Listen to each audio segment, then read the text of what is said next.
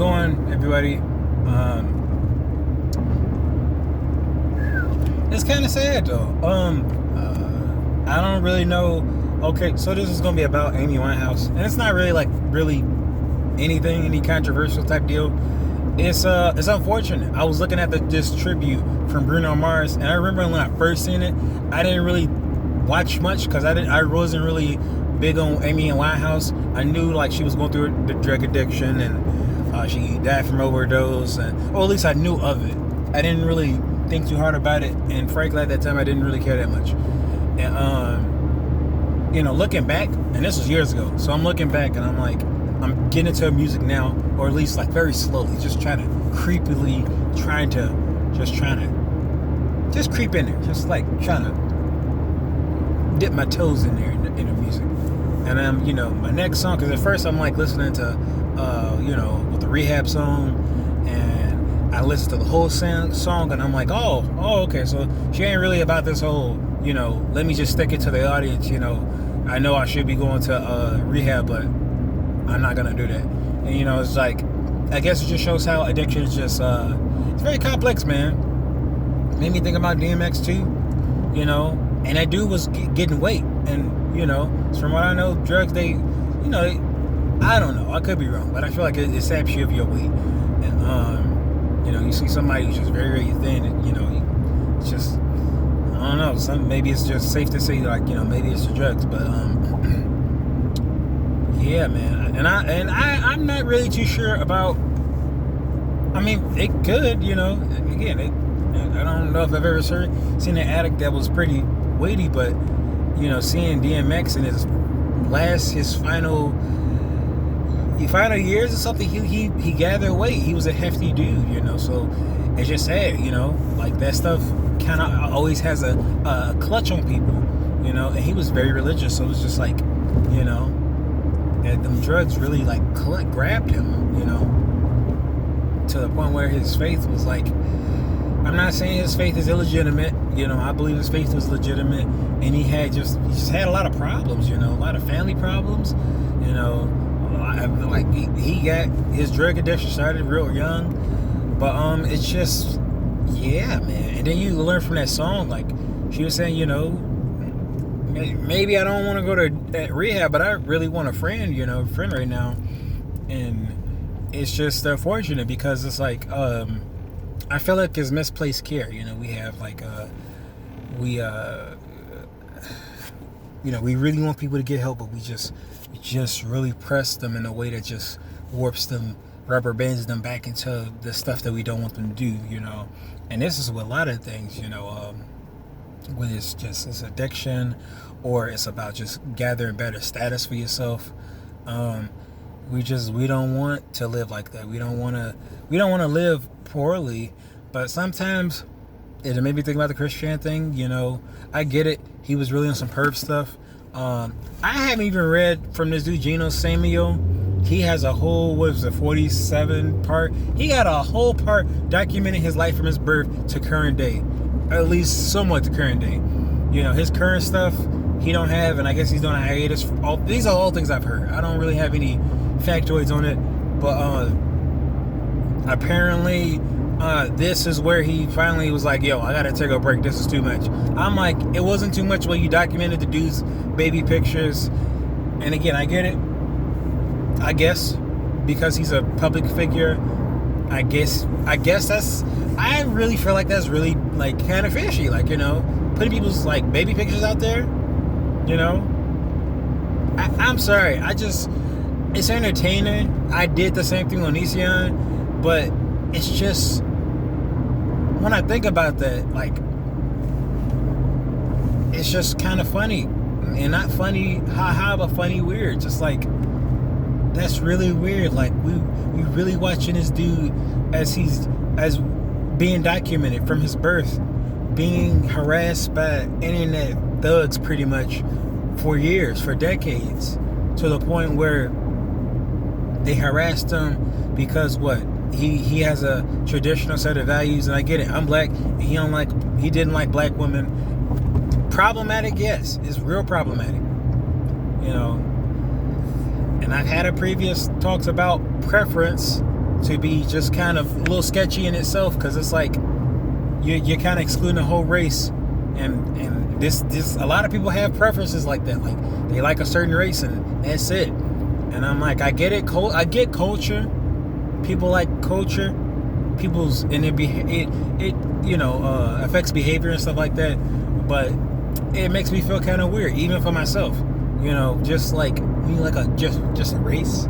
It's one thing if you like people that are nice, and you might meet a certain group of people from a certain group of race, from a certain climate, like your experiences might be biased to the point where you may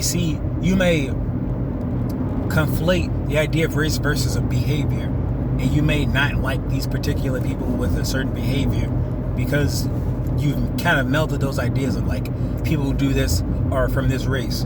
And it's like, of course that's not true, but people tend to do that all the time and dictating their behavior. It could be based on survival. I don't know. Could be. But I'm only saying all this stuff because I'm like, really, it could be the same thing, but at the same time, I don't know if he had any bad negative experiences. And the dude's autistic, so I'm like, and I don't know to the severity of his autism, but I'm like, I don't think he's ever had any negative experiences by black women to really justify that preference, or even to understand that preference. Which is, to me, I just don't really understand a preference. Maybe he's just been exposed to white people all his life, and maybe he just has developed preferences like that. But to be non-black, that's kind of strange to me. He don't even have and I don't know. But and they say like there's just so many people at play, and I get it, but I forget. I was gonna say like he should get training, and I still feel like he should have got training. And people keep saying it's because of one reason or another. I'm like, they gave this dude psychological evaluations after he went to jail and stuff. Like, and not just jail, but just perhaps prior. Like he had a lot of psychological evaluations, and he had I think a speech therapist. I just wish they would have gone the extra mile. But from what I can tell, parents don't really know what their kids are doing, and I really don't think. I think they told him like, yo, you should stop being on the internet so much. But I don't know, man. It's a hairy situation. I still sort of think that Chris was a victim just because he was mentally impaired, and again, somebody was trying to talk to him, but he was so staunch on this idea of what he thinks is his romantic dream plan. And a lot of people have this. I believe it. A lot of people, in my opinion, a lot of low status men have it, but at the same time, maybe high status men too. But I know that's for myself because I believe I am particularly a low status man, and that I've had this, and I've had to kind of reconnect my thinking, kind of change my thinking a bit, because some things you can't. Sometimes your presupposition about reality isn't always right, and you have to change that perception.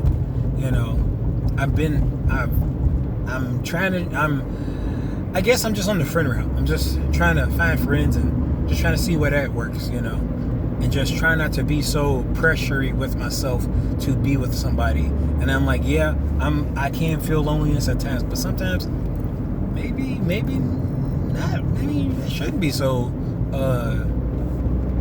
desperate for a significant other, because you may want one, but who's to say that person will give you what you're looking for? And I'm not saying that there ain't no perks to being with a significant other, but what if it ain't? What if it gives you those perks, but it gives you other things you're not prepared for? But what? I'm sorry, I have to think.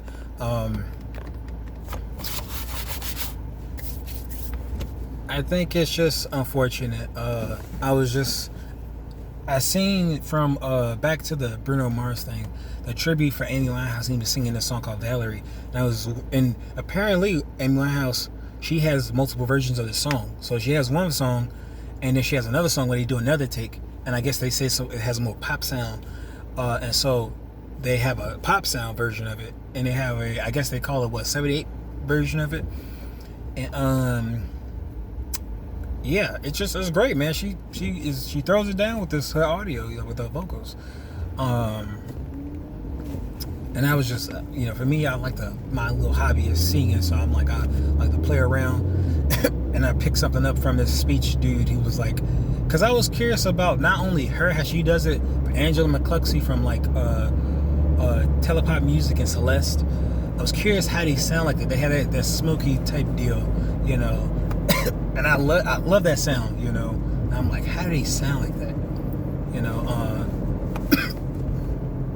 and it was like the nasals, and I didn't pick up a lot because I was just really on this tip like this, like, yo, man, we really treat like white singers like they're gods, and we don't really give that tribute for black singers unless they're super famous. And I was really on that tip, and I'm like, I finally softened up to Amy Winehouse, and I'm like, giving her a chance, and I'm listening to more of her music. And don't get me wrong, I do like a lot of white artists like Napalm from Hades Coyote, John Mayer. I haven't gotten into Ed Sheeran's work. I hear his stuff is good, but I'm just not into necessarily pop music, I guess. And so I'm real slow in my music branching off. But yeah, I don't really have a problem with white artists. I just have a problem with this system, this culture that seems to just kind of had this favoritism for this white preference, even though white people aren't the only people who live in America. So, and I get it. They're 70% of the population, but it's